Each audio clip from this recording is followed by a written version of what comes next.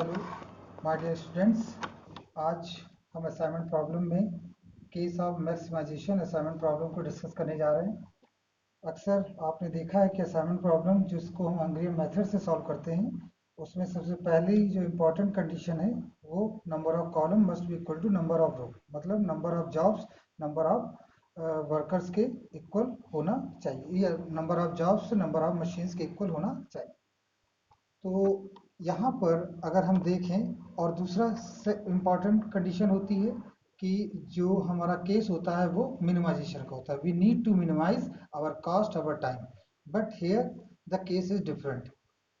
पहले से ही हमें दे रखा है कि A B C D are salesman and first second third fourth these are territory, these are area, और ये सेल्स दे रखी, सेल्स पर वीक इन 1000, मतलब 42,000, 30,000, 30,000, 24,000, 35,000। आप इस क्वेश्चन को देख के समझ सकते हैं कि फर्स्ट जो सेल्समैन है वो टेरिटरी 2 में सेकंड टेरिटरी में 35,000 की सेल करता है, थर्ड टेरिटरी में 28,000 की सेल करता है, फोर्थ टेरिटरी में 21,000 की सेल करता है, सो ऑन। इसी तरह से बी, इसी तरह से डी। हमारा प्रॉब्लम ये है यहाँ पर कि हम चाहते हैं कि किस तरह से ए बी सी डी जो सेल्समैन है उनको टेरिटरी एलोकेट करें कि मैक्सिमम हमें सेल्स प्राप्त हो सके। तो जो हंगरियन मेथड होता है वो हमेशा अप्लाई किया जाता है मिनिमाइजेशन के केस में।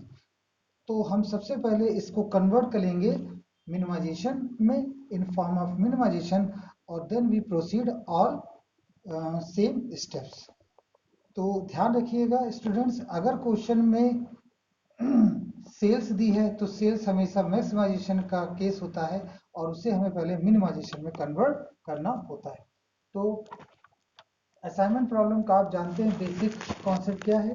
असाइनमेंट प्रॉब्लम का बेसिक कॉन्सेप्ट यही है कि हमें जो केस है उसे मिनिमाइज करना है। यह assignment problem case of minimization में ही सॉल्व की जाती है। तो सबसे पहले हम इस पूरे कॉन्सेप्ट को किसमें बदल दें, मिनिमाइजेशन में। तो हम यहाँ आंसर में लिखेंगे सबसे पहला, first need to convert into minimize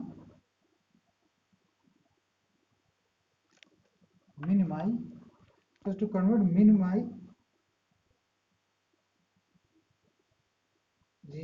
form। तो उसके लिए बहुत सिंपल है बच्चों, इसमें देखिए सबसे मैक्सिमम वैल्यू कौन सी है, तो आप इसको अच्छी तरह देखेंगे।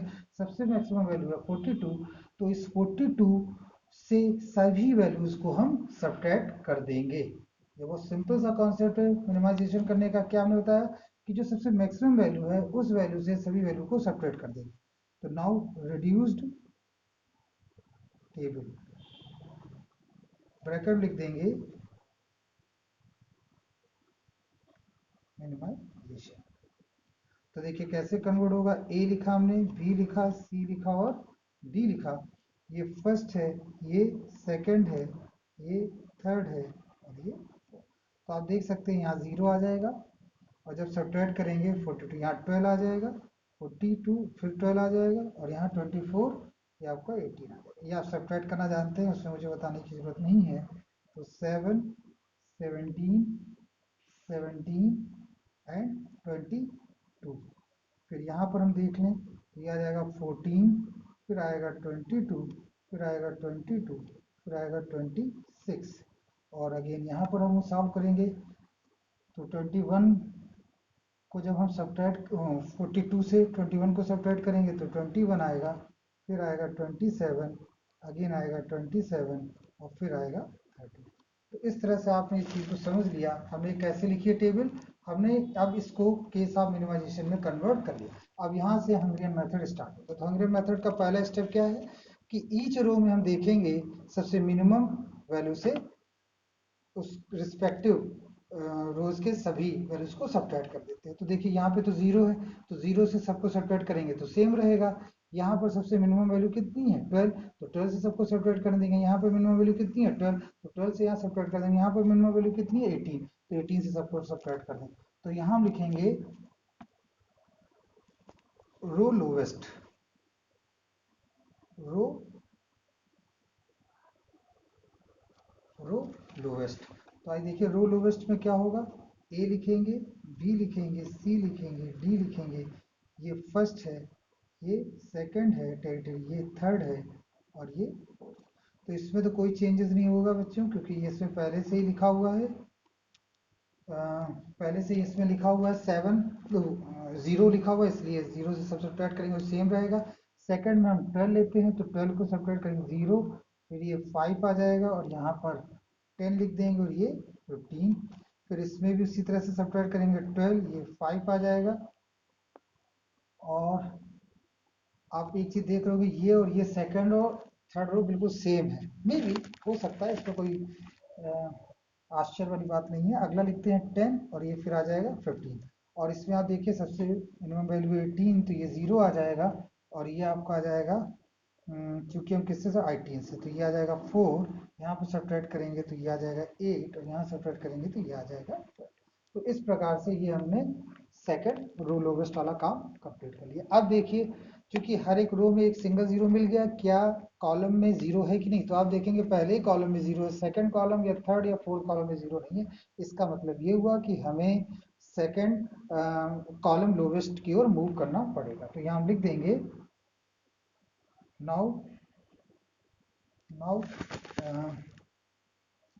रिड्यूस टेबल और ब्रैकेट लिख देंगे column column lowest, column lowest.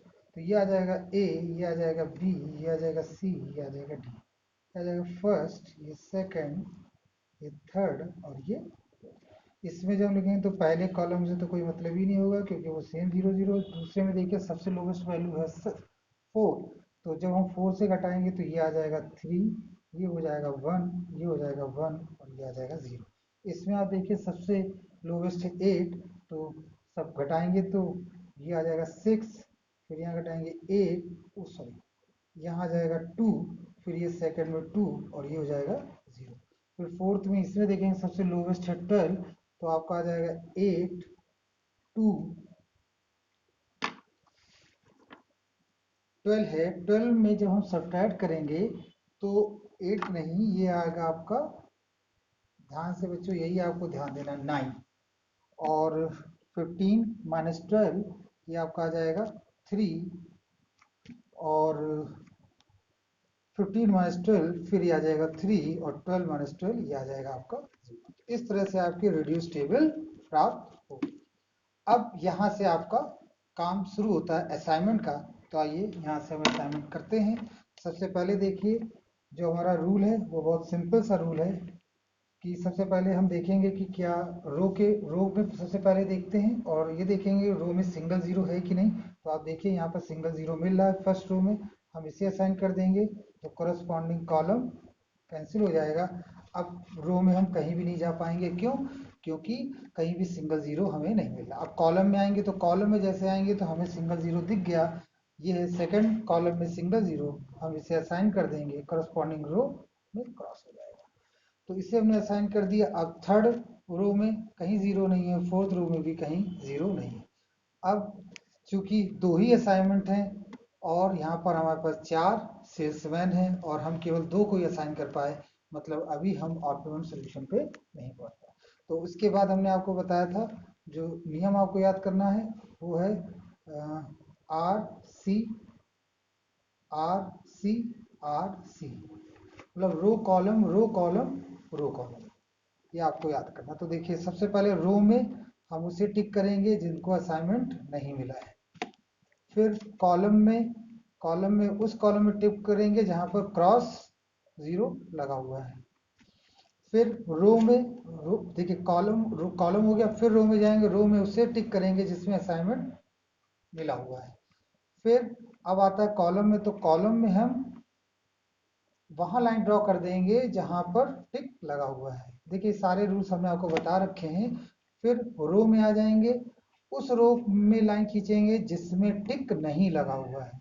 तो ये देखिए इसके सारे रूल्स हमने प्रीवियस वीडियो में दे रखे हैं, आप वहां से इसको पढ़ सकते हैं। तो इस प्रकार से हमने इसका असाइनमेंट इस तरह से हमने ये ड्रॉ कर दिया। अब चूंकि इसमें ओपन वैल्यू में सबसे मिनिमम वैल्यू आप देख पा रहे हैं कितनी है, 1 है। तो आपको पहले ने बता रखा है कि जहाँ क्रॉस होता है वहाँ ये 1 ऐड हो जाएगा और underline value as it is रहेगी, और ये जो ओपन वैल्यू है इनमें हम सब्ट्रैक्ट कर देंगे। तो आइए इसको नए पेज पर समझते हैं, जिससे कि ये क्वेश्चन आपको भली प्रकार से समझ में आ सके। तो इसको समझने के लिए बहुत सिंपल सा है, हमें फिर से इसको उतारना पड़ेगा क्वेश्चन को। देखिए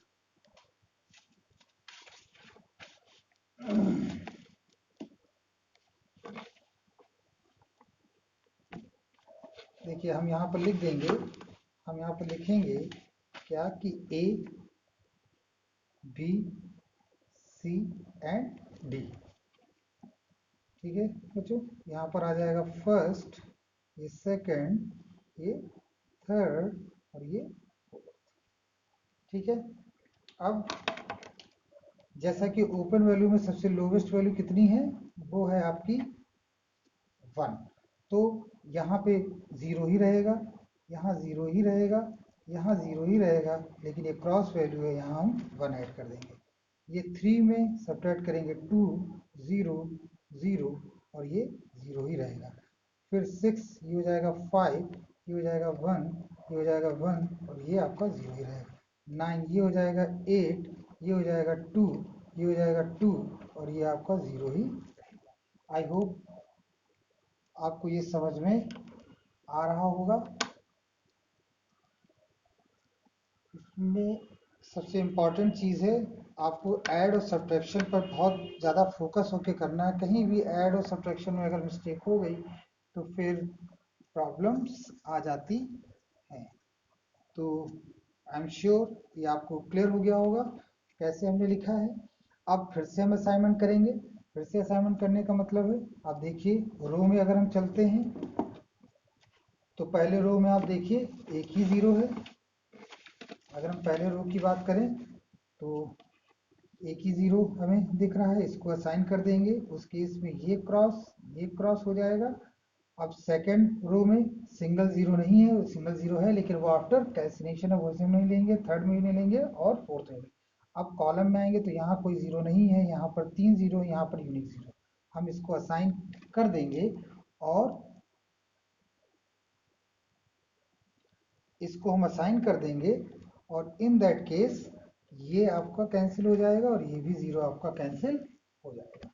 अब क्योंकि और कोई कॉलम नहीं बचा, अगेन हम रो की ओर शिफ्ट होंगे।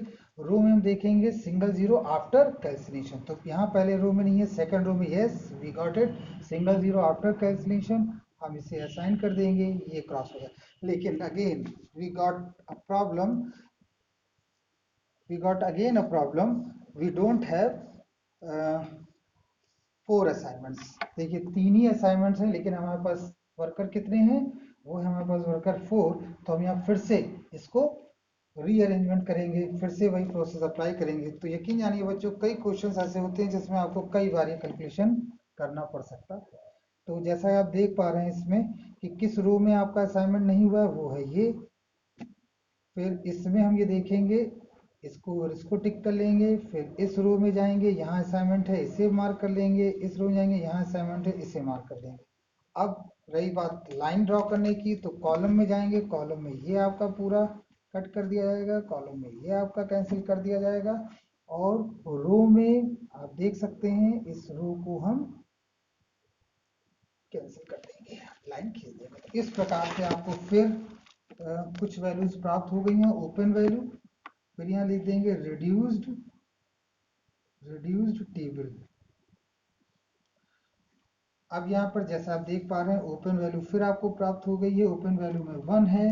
ये इस फिर से हम चार्ट बना लें, A B C and D, ये फर्स्ट, ये सेकंड, ये है थर्ड और ये है फोर्थ। अब इन सब में आप देख सकते हैं ये 1 आपका सिंगल है, तो लोवेस्ट है। तो सबसे पहले यहाँ पर हम वैल्यू देखेंगे, इसको एज इट इज रखेंगे, ये भी एज इट इज रहेगा, ये भी एज इट इज रहेगा, लेकिन इस 1 में ऐड हो जाएगा, ये हो जाएगा 2। यहाँ पर 2 एज इट इज रहेगा, ये भी 0 एज इट इज रहेगा, ये भी 0 एज इट इज रहेगा, लेकिन इस 0 की जगह हो जाएगा डियर स्टूडेंट्स 1, क्योंकि क्रॉस पर है। फिर यहाँ आएंगे, यहाँ सब्ट्रैक्ट हो जाएगा 4, ये 0 और ये 0 ही रहेगा। यहाँ 8 है तो ये 7 हो जाएगा, ये 2 है, ये 1 हो जाएगा, ये 1 हो जाएगा और ये 0 हो जाएगा। आगे देखिए, इस क्वेश्चन को सॉल्व करने के लिए फिर हम वही अरेंजमेंट करेंगे। फिर असाइनमेंट से स्टार्ट। सबसे पहले हम इस को असाइन कर देंगे, तो ये आपने इसको असाइन कर लिया, ये क्रॉस और ये क्रॉस हो जाएगा रिस्पेक्टिव रो।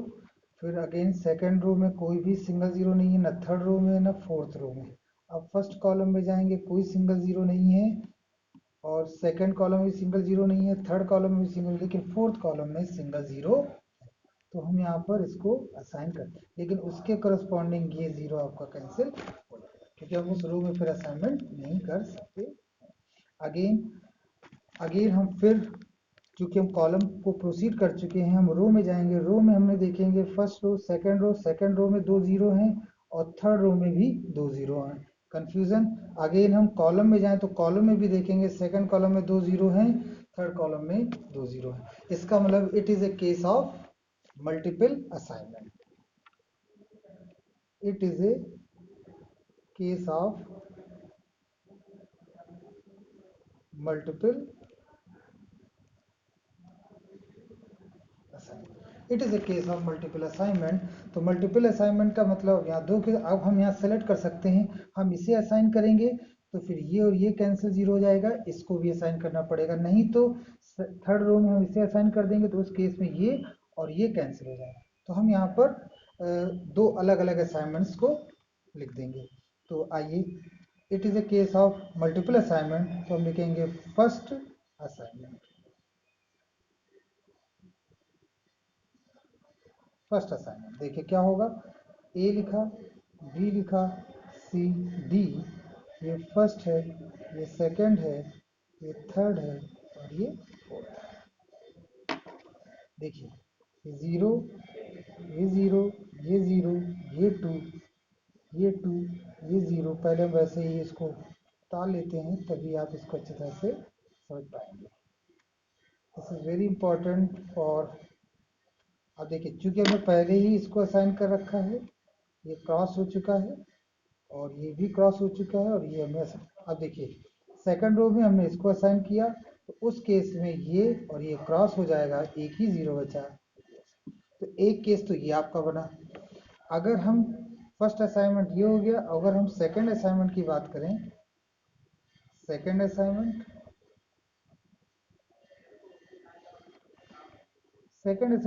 ए ये है, बी ये है, सी ये है, डी ये है, फर्स्ट ये है, सेकंड ये है, थर्ड ये है और फोर्थ। आइए फिर से मैं लिख दें, zero, zero, zero, two, two, zero, zero, one, four, zero, zero, zero, seven, one, one, क्योंकि हमने यहाँ पर पहले में असाइनमेंट कर रखा था, तो हम इसे इस तरह से लिख देंगे। आइए, अब इसमें क्या होगा, हम अगर सेकंड रो में नहीं जाते हैं तो हम थर्ड रो को पहले असाइन कर देते हैं। तो थर्ड रो को अगर आप असाइन करेंगे तो ये इसको असाइन कर देंगे, तो कोरस्पॉन्डिंग कॉलम और रो आपका। तो आई होप ये चीज समझ में आ रही होगी। This is the case of multiple assignment. तो इस, लेकिन मल्टीपल असाइनमेंट हो चाहे सिंगल असाइनमेंट हो, टोटल जो आना चाहिए वो सेम आना चाहिए। तो आइए हम इसको समझते हैं कैसे इसको लिखा जाएगा फाइनल आंसर।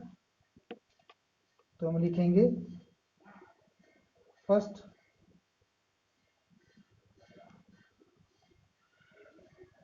असाइनमेंट कैसे लिखेंगे देखिए। तो यहाँ पर हम लिख देंगे टेरिटरी, या सबसे पहले लिख दें सेल्स, और टेरिटरी,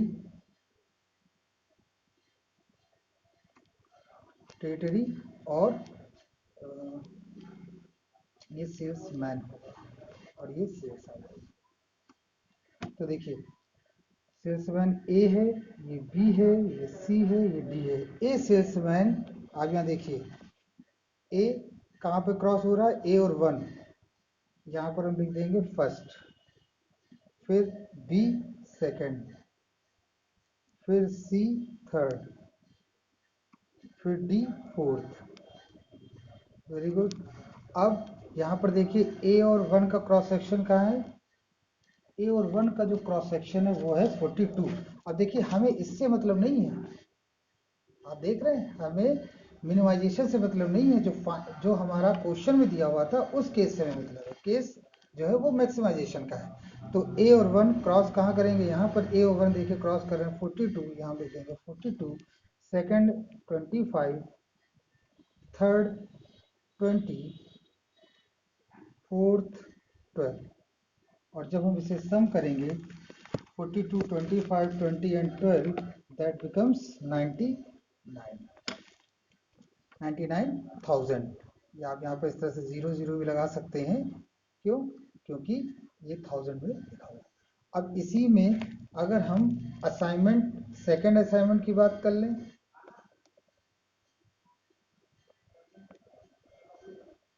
तो उस केस में हम देखेंगे सेल्स।